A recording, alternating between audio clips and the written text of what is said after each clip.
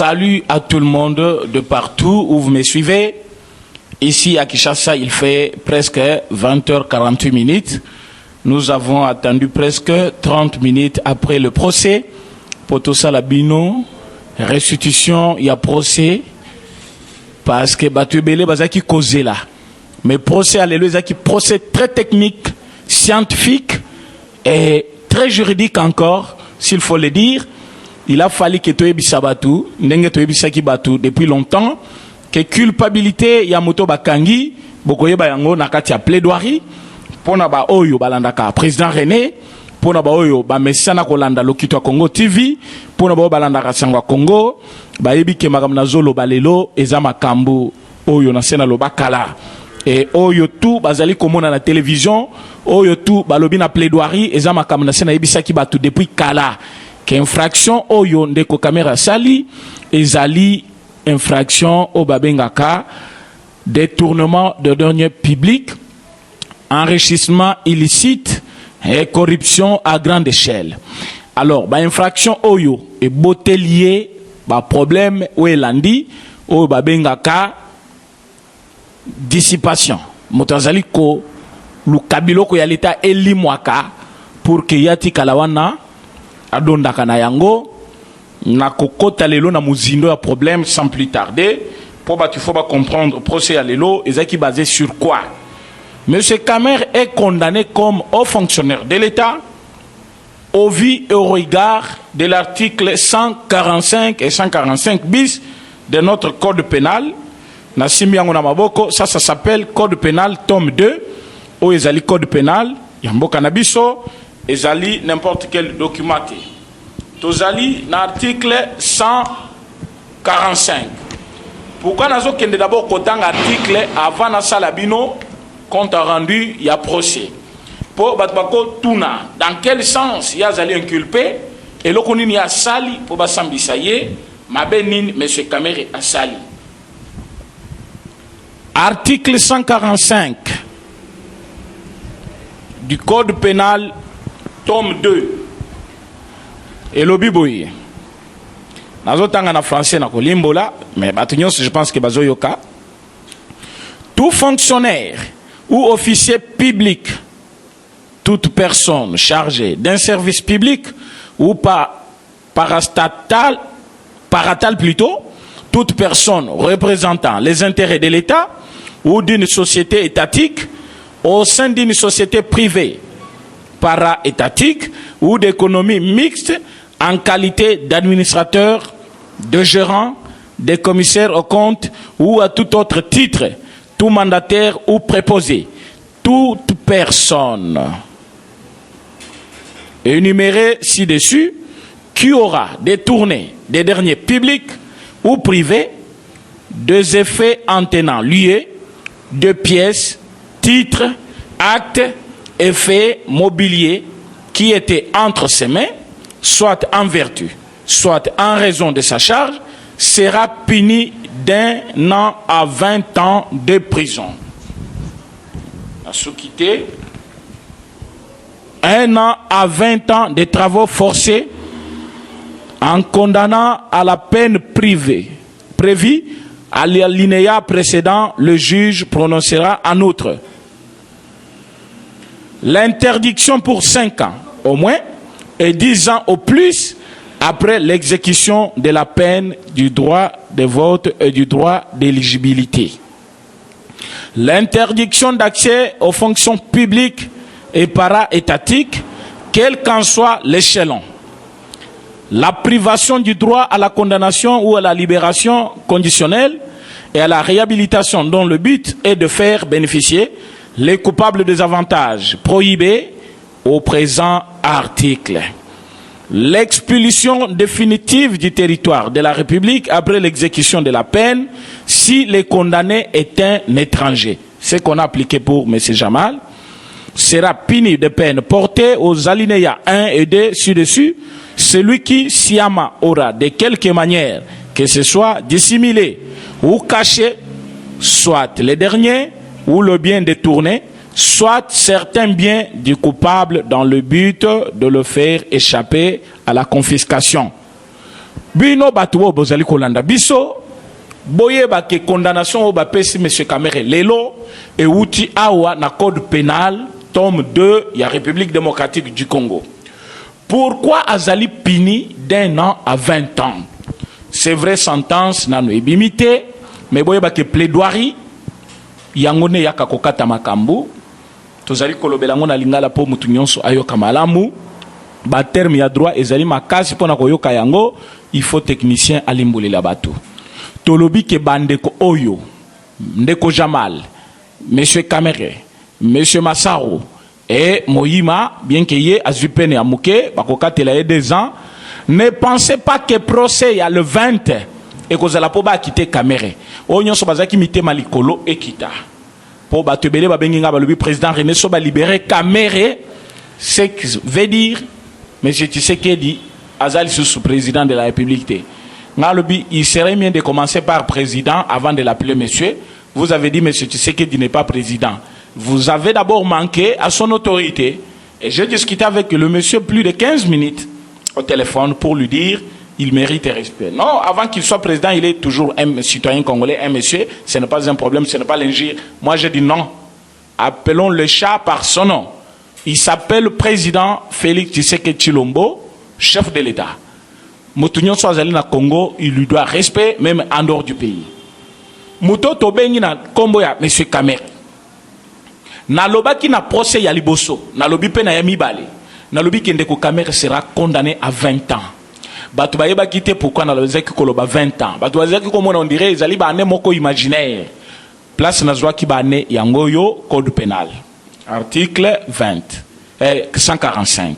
Sauf que na 145 bis, vous allez entendre comment M. Kamere est considéré comme fonctionnaire.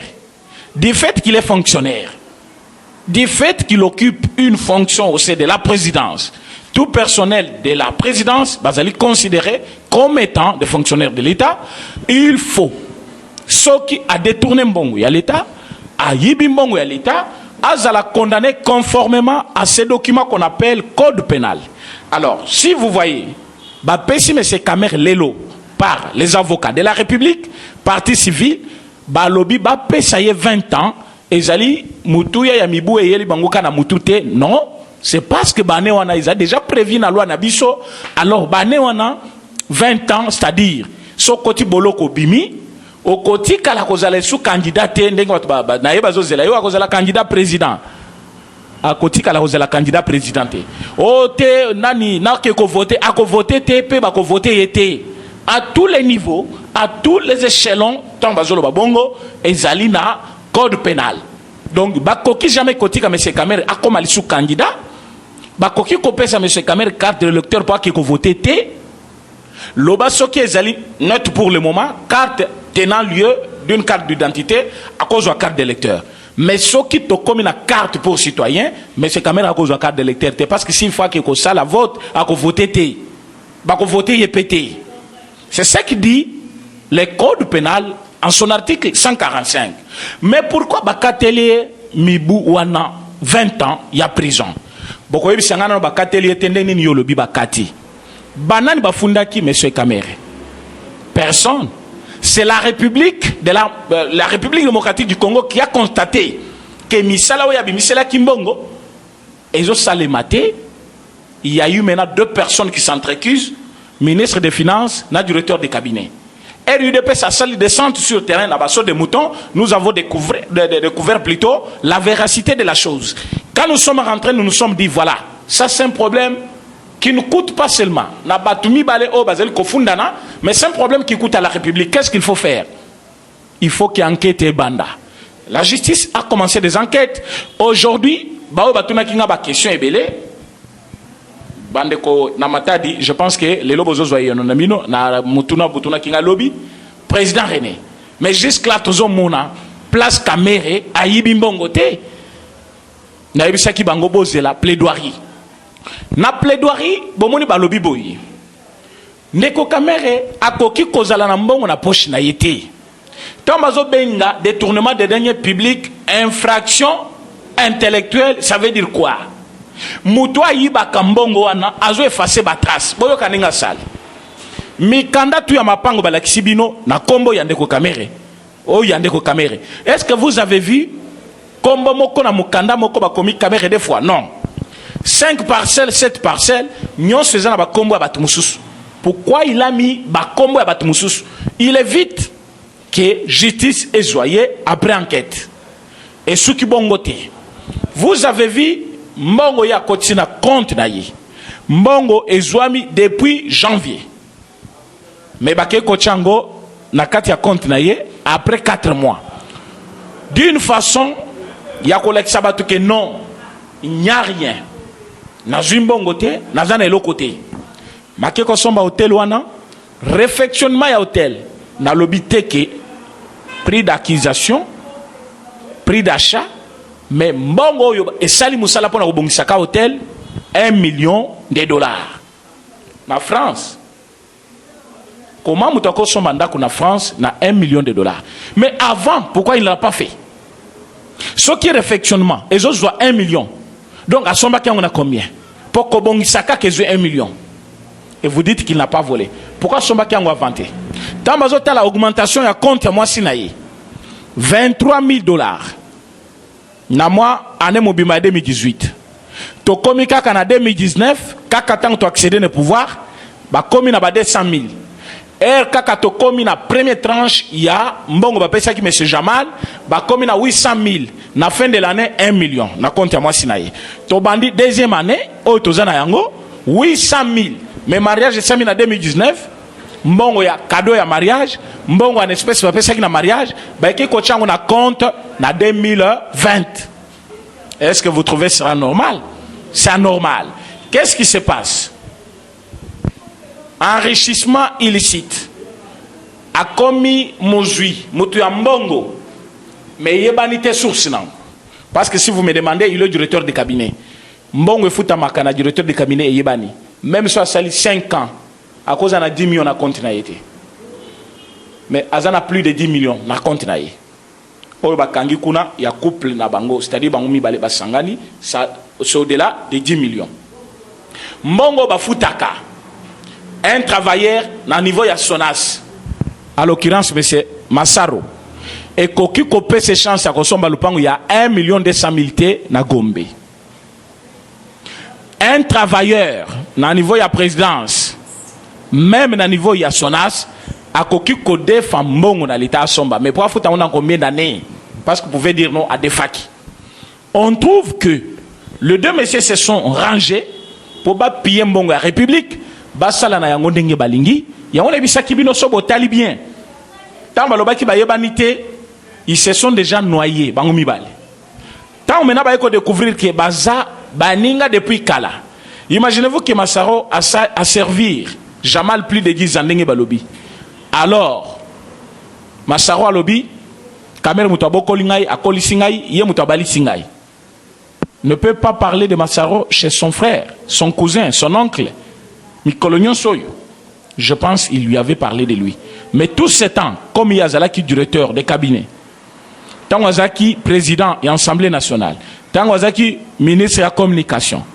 D'ailleurs, quand il dit qu'il a été, à mon été, quand il fit ministre de la communication immédiate, Bapesaka marché ya RTNC na Jamal asisa yangote sous règne na ye donc ayebaki mutu azaki na marché wana mamona ye kakate lelo alobi kado bapesaki mwana ya monaki yangote soki ya monaki yangote comme mukolo kado apesaki pe mwana wana information te ayebisaki nani mutu sombelaki lupango nde nani Kamere parce que mutu atekaki alobi na pesaki don.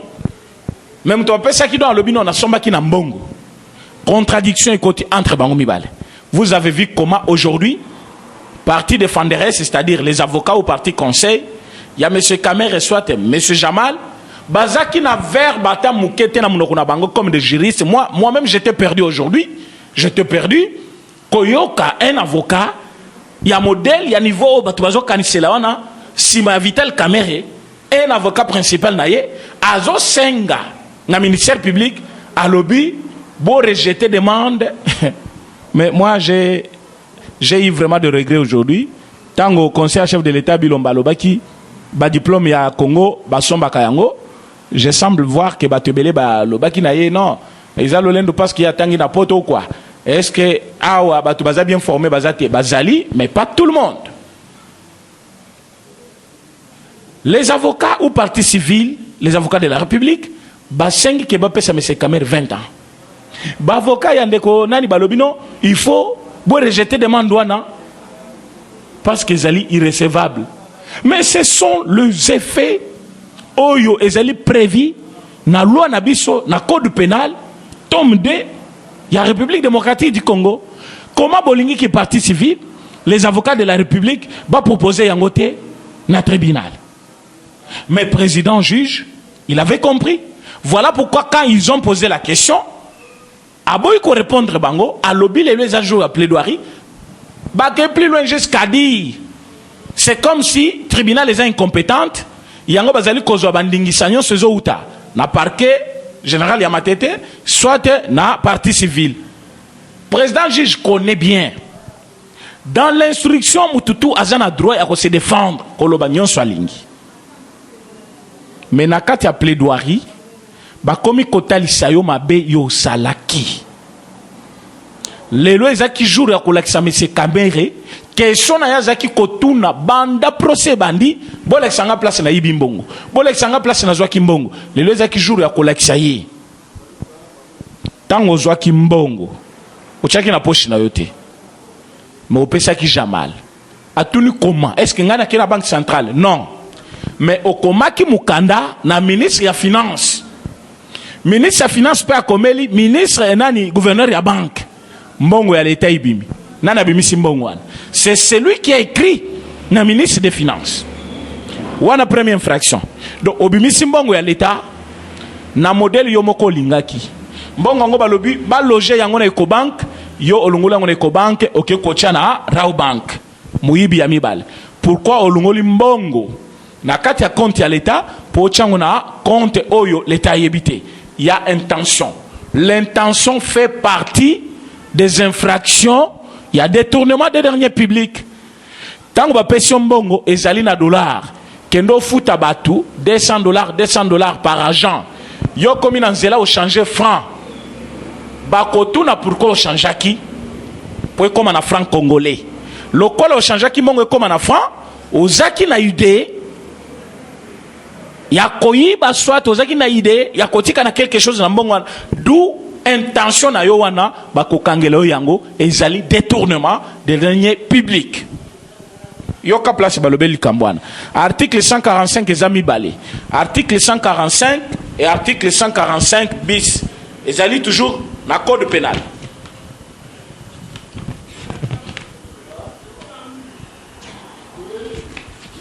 Bon, excusez-moi, je suis là. Article 145 bis. Tout fonctionnaire ou officier public, toute personne chargée d'un service public ou paratal, toute personne représentant les intérêts de l'État ou d'une société étatique au sein d'une société privée ou d'économie mixte en qualité d'administrateur, de gérant, des commissaires aux comptes ou à tout autre titre, tout mandataire ou proposé des personnes énumérées ci-dessous qui aura méchamment méchamment ou frauduleusement détruit ou supprimé, dissimulé ou caché des actes, des titres ou tout autre document dont il a qualité sera puni d'une servitude pénale de 2 ans à 20 ans. C'est là où on a rattrapé M. Moyindo. Infraction wana kamera zana kati Moyindo pas zana kati. Mbongo eza l'État. Na kati ya montant topesi M. Jamal, mbongo nyonso na ya impôt eza na kati. Nani importation plutôt. Tango bafuti mbongo. Donc toute taxe comprise. Mais M. Kamer et M. Jamal basenge République mbongo mususu. Maintenant na zimbongo. M. Mouyima, so Mouyima, yende azali chargé il y a import et export de la République et de la présidence. Tango zimbongo, ake kopesa John Ntumba. Yake Matadi, John Ntumba na comptable ba ko landa na mbongo na Matadi. Voilà pourquoi M. Mouyima y a reçu 2 ans. ils appellent un code pénal. Au cas où ça va mibu ba pesi bango lelo. Pourquoi tout le makasi boy? Dissimulation. Ba falsifier document. Document ya liboso ezali kolobanini mbongo tu ya l'État, mbongo tu ba pesi bino ezali na taxe nyonso na kati. Yo siko kamati mbongo mususu osengi l'État surplus ya likolo wana ezala mutu ya nani osalisi l'État perte. Mais tant que mbongo wana pe kotaki na kesi ya Monsieur Jamal na compte na plutôt abombaki yango wapi atinda ngona mikili na bamboka ya ifasomba biloko wana tango atindi mbongo wana efutaki l'État. Non, je vous ai dit que tout montant au-delà de 10 000 $, il faut foutre en pack à l'État avant ebima. Mais tant que mbongo wana ekei efuti le côté d'un compte à un autre, d'une banque à une autre, d'un pays à un autre. Infraction. Pourquoi efutite intention ezaliwana? Kamere n'avait pas voulu que batubaye ba traçabilité ya mbongo parce que sinon bakoye ba ndengine bakoye kabola mbongo na monsieur Jamal. Voilà pourquoi aujourd'hui je vous dis ceci. Condamnation ya monsieur Kamere bo lukango musikate bo zela yango musikate. Condamnation ya monsieur Kamere ezali du fait que il a engagé l'État parce que zalaki superviseur. Boyoki article na tangiwana. Monsieur Kamer vous amène un CD aujourd'hui. À l'objet du discours, il y a chef de l'État Ezanakati. Bino baibope sakabiso raisonté. Bope sakabiso peut tenter. Bon abiso, on dirait toi qu'à Satan, mais on est des pères de famille, on est des responsables toti kakamakamwe belé. Pour toi koloba, ce n'est pas par hasard. Quand quelqu'un qui travaille pour la République azali kozwa autorité naïe,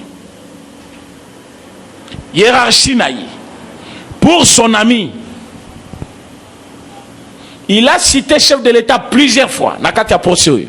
Souci na ezaki ke soit court bakobanga chef de l'État, soit bakobenga chef de l'État. Comme ça, intérêt à chef de l'État, ils allaient étouffer.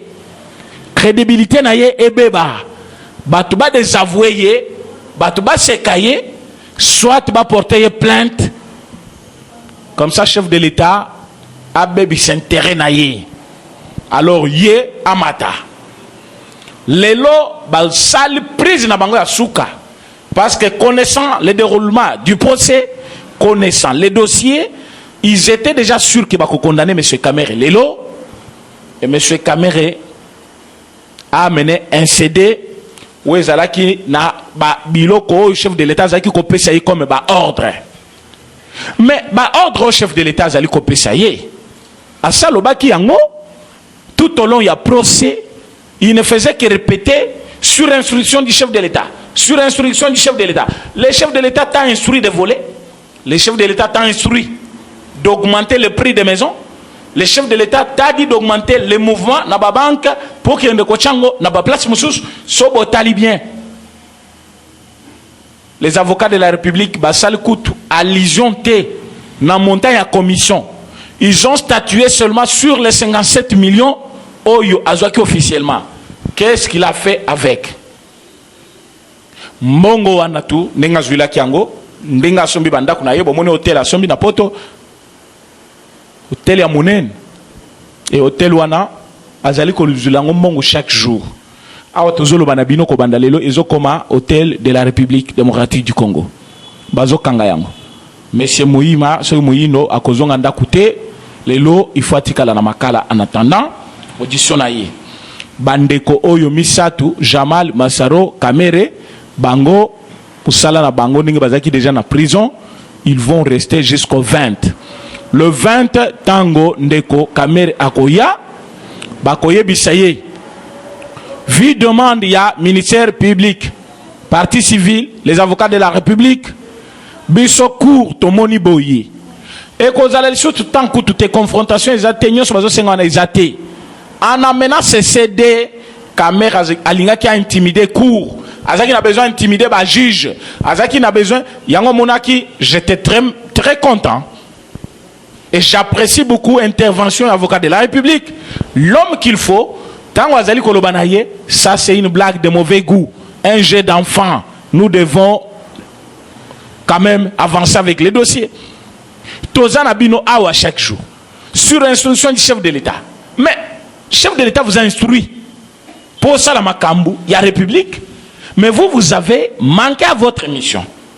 Awa tango bazolo bana document, on a tangé des articles déjà. Bazali kolobate que ce chef a payé ordre. Yo ke yo salima be na musalo yo ke ko sala et ko engager chef na yo. Non. Quand le chef vous donne un ordre, vous êtes l'organe exécutant. Dès que vous manquez à votre mission, c'est votre personnalité qui est engagée. D'office, vous êtes sanctionné selon votre qualité, selon votre fonction, et au regard de l'infraction commise. Vous n'allez pas dire non, parce que Ngaï Nazali, directeur de cabinet, Boébité, directeur de cabinet, ne fait rien sans chef de l'État. C'est son chef qui lui dit tout. Oui, le chef de l'État t'a instruit, au gérer Misala il y a 100 jours. Na Misala il faut gérer à 100 jours. Mbongo il faut y somba biloko ya Musala. Yo sombi nango biloko musus. Le chef n'y est pour rien. C'est pour répondre à ces Rwandais musus wana o ceux qui prennent, ceux qui pengent sonani. Mutuana zali koloba. Oh le koloba tangi chef de l'État 127 fois aya ko répondre. Le chef de l'État ne peut pas venir répondre. Le chef de l'État est redevable vis-à-vis de notre justice rien que pour la haute trahison. Yeba yango lelo epenge. Babenga kayo ceux qui aux juristes na habité amboka nini. Ceux qui aux juristes, tu allais connaître, le chef de l'État n'est pas redevable. Na matière où vous allez connaître, il y a à répondre. À répondre, na yangote. Makambo vous allez koloba, ils allez concerner République démocratique du Congo et les hauts fonctionnaires de l'État. Le chef de l'État n'est pas le haut fonctionnaire. Il est le patron de la RDC. Pendant tout son mandat, il est le chef de l'État, l'organe suprême. Vous n'allez pas parler d'un chef de l'État. Nakati audience nabino comme si vous parlez de votre ami. Du matin au soir, sur instruction du chef de l'État. Quel est ses collaborateurs? Une fois dans la main de la justice, oyebi bien que Nazali na mbeba, ole okufa yo moko, ozali koloko okufa na chef na yo. Traîtrise ya Kamere bandi le loté. 2019, Mobimba, je ne faisais que me poumoner parler de lui. Batouamona qui comme si je blaguais. Lelo, bomoni, résultat, yamarminaze koloba. Depuis 2019, vous avez vu que M. Kamere c'est un traître. Il propose à l'État, bah écoutez Ojo, il y a chef de l'État, n'enga zai kopé c'est ba ordre, comme ça bah benga chef de l'État, yo paye yaka répondre. C'est ce que M. Kamere a fait aujourd'hui. Donc bah tout le chef de l'État, yo paye ça qui peut ordre, bon il peut nanine, et ça ordre mal donné. Ah, M. Kamere, quelle mauvaise foi. Heureusement que le juge président, connaissant malice à Kamere, à l'Obinaye, ça ne va pas se faire. On ne va pas. Et puis, ce n'est pas parce que juge Alinga quitté, selon aussi notre loi, aucune place, on a montré cela que ceux qui m'ont sali ma bébé la vidéo, on peut visualiser pour des raisons d'enquête. Mais dans le déroulement, il y a procès. Nulle part on a indiqué qu'il faut même ma cassette et il y a qui s'abattu. C'est pour cela même problème à moi qu'on a bien que je n'aborde pas ce sujet aujourd'hui. L'objet n'a pas émission sur l'Okitua Congo. Batouana, bah y a la vidéo oh il y a Mami Chubolana Mukuna. Bah avocat bah le but tokota la yango pour des preuves d'enquête mais on n'a pas besoin de ça. On n'a pas besoin de ça parce que selon notre loi on ne voit pas pourquoi on doit regarder ça. Selon notre loi. C'est comme aujourd'hui comme je vous parle là, je suis très confiant que le président juge Yalelo, il a fait son travail. Il ne pouvait pas mélanger des choses. Il a compris faiblesse, il y a parti, il y a M. Kamere, il a compris comment il ne pouvait même parce que, premièrement, Kamere a caché la vérité même à ses propres avocats où il faut pas défendre. Ce qui m'a dit Kamere c'est parce qu'il n'avait pas beaucoup informé l'avocat n'a pas défendre. Tellement celui qui connaissait Mafia Naïd du début à la fin, il voulait se défendre de lui-même. On peut poser la question à M. Kamere. Est-ce que tu connais M. Jamal? Vous savez, quand j'étais directeur de cabinet, quand j'étais président de l'Assemblée, en passant par la... donc il commence par des phrases. Parce qu'à Boyi, Aloba, oui ou non. Et tout ça, devant la justice, ne pensez pas que c'est une blague. Pourquoi quand on pose la question? Na place à Koloba, na yebiye ou na yebiyete, quelqu'un commence par une phrase. Qu'est-ce qu'il cache derrière? C'est quelqu'un qui n'a pas la réponse ou qui veut détourner la question azo na ba mensonge belé. Voilà pourquoi Maître Coco Place Azali, l'ongonia na yo défendre République Lelo en chair et en os. Tu as montré la République que tu es un homme qu'il faut. La République ne manque pas les bonnes personnes, mais il manquait à la République démocratique du Congo un bon chef. Est-ce que vous pensez que du temps où Kabila était président, directeur de cabinet à Kabila, Alingaki, les Lobasambisi, modèle Lobasambisi Kamer. Mais pourquoi on l'a fait pour Kamer? Nous voulons donner une nouvelle leçon. Naba dirigeant de l'institution ya Congo, président ya Sénat, surtout lui, il ne va pas aussi échapper. La justice est là. Mais cet Mwamba sera arrêté. Il a mal parlé contre le chef de l'État. Il a outragé le chef de l'État. Il a injurié l'honorable sénatrice Bijungoya. Il a manqué le respect à tous les magistrats. Il a manqué le respect aux journalistes. Mais il est toujours là. Kimuta Boy Balongulaye, humilité pour Kimuta Yende a dirigé qui commission wana. Et deuxième requête, c'est Kindaki. Mandat d'arrêt naïe est déjà proche. Il va partir.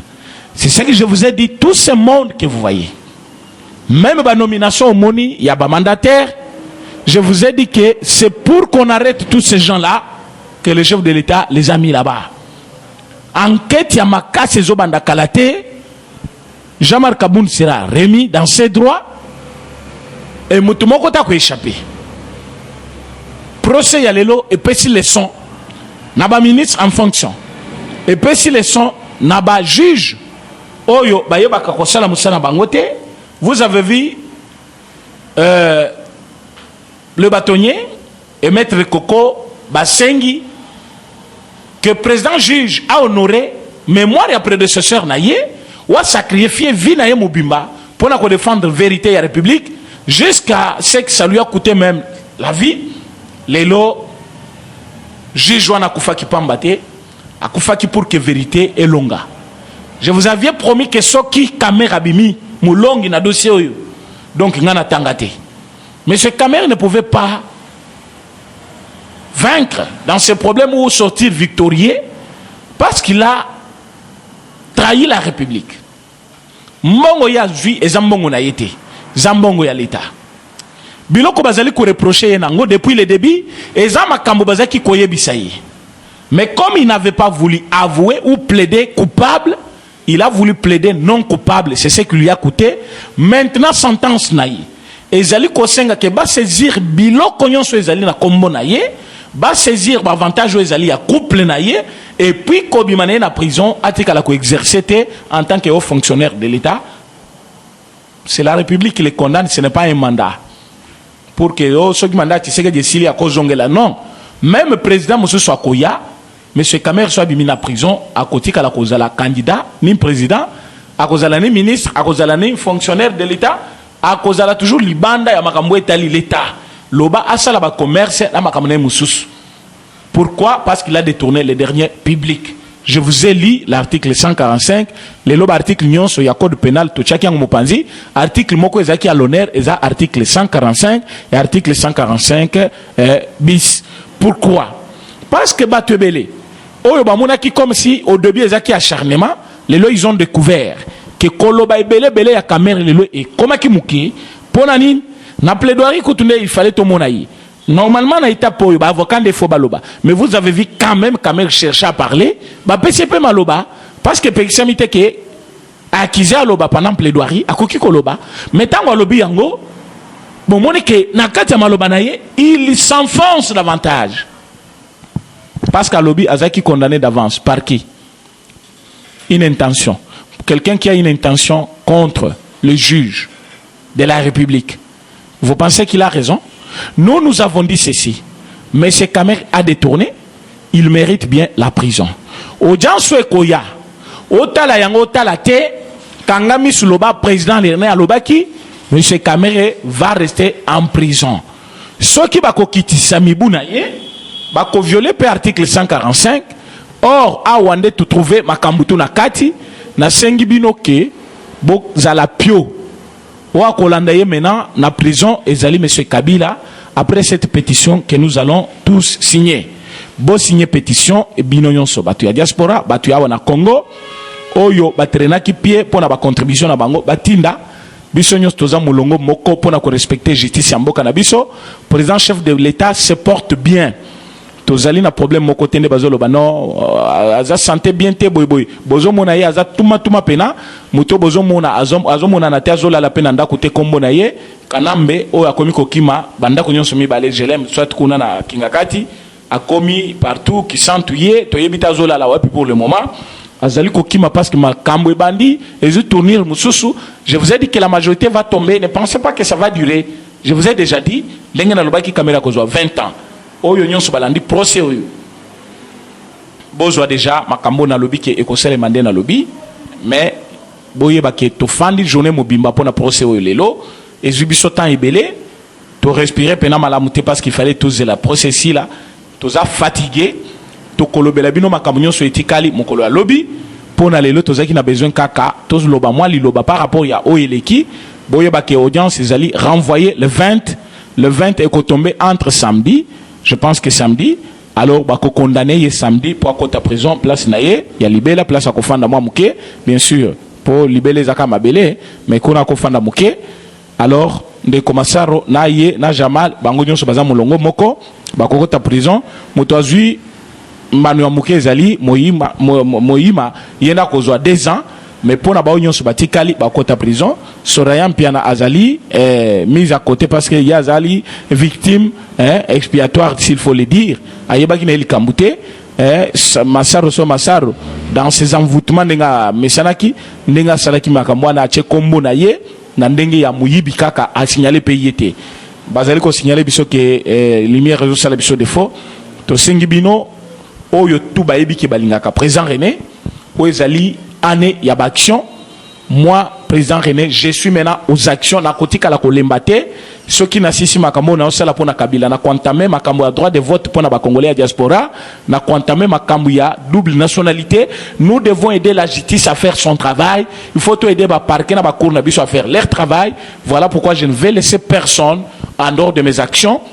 On soit soutenir action ya tobenga na Kabila par une pétition na biso ko senga ke balungu la loi portant statut de l'ancien président où ils allaient protéger Kabila pour que Kabila zala justiciable bas simbaye bas sambisaye et puis ba condamner ba tchana boloko et puis sobotangi alinéa et article 8 il y a loi portant statut de l'ancien président. Je vous dis okola la té donc ba protéger Kabila niveau moko soko tangi lo wana mais na tangi la bino yango lobi.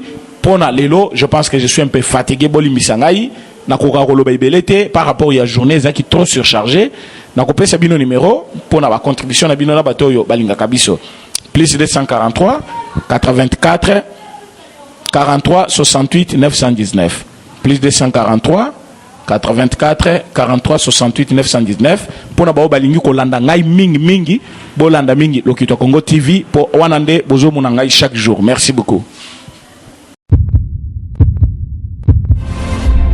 Eshima, votre magazine qui bat au rythme de l'actualité. Retrouvez la nouvelle édition. Exclusivité. Gouverneur Jacques Kiaboulak s'érige en barrière contre le Covid-19 dans le Haut-Katanga. Sensibilisation des terrains sur le respect des gestes barrières et prise en charge des malades. Retour sur les péripéties du confinement strict réussi de Lubumbashi et Kasumbalesa. Jacques Kiaboulak Katoué, les défis de la réussite. Wandani, l'homme et ses œuvres. Reconstruction et décollage économique. Sécurité, mobilisation de recettes. Eshima Magazine revient sur les succès notables du chef de l'exécutif du Haut-Katanga. Découverte, Moussa Mondo, valeur sûre de la politique congolaise. Focus, Néné Ilunga, en première ligne pour la défense des droits des travailleurs pendant les confinements. Dossier Eshima, les épidémies les plus dévastatrices de l'histoire.